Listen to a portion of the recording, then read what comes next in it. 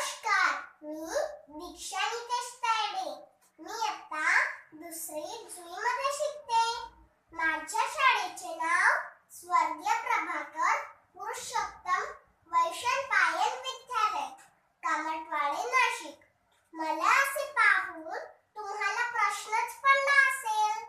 चला तर मी तुम्हाला एका थोर पुरुषाची माहिती करून देते. एका वर्गात शेंगांची टरफले पडलेली होती व वर्गात गुरुजी आले. त्यांनी सर्वांना विचारले, या शेंगा कोणी खाल्ल्या ते सांगा, अन्यथा हातावर छळ्या खायला तयार व्हा, असे त्यांनी सुनावले.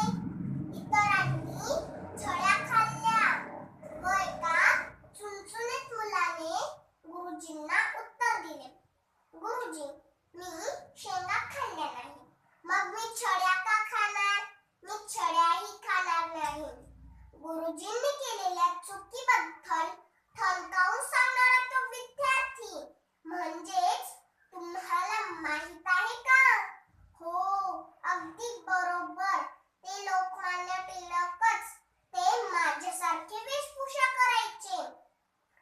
ते लहानपणीपासून खूपच हुशार होते. त्यांचे मूळ नाव केशव असे होते. त्यांच्या वडिलांचे नाव गंगाधर टिळक, त्यांची आई पार्वताबाई टिळक असे होते. लोकमान्य टिळकांचा जन्म 23 जुलै 1856 साली रत्नागिरी या जिल्ह्यातील चिखली या गावी झाला. एवढेच नव्हे तर त्यांनी इंग्रजांविरुद्ध लढा पुकारल्यामुळे त्यांना अनेक वेळ तुरुंगवास भोगावे लागले. तुरुंगवासात त्यांनी गीता रहस्य हा ग्रंथही लिहिला.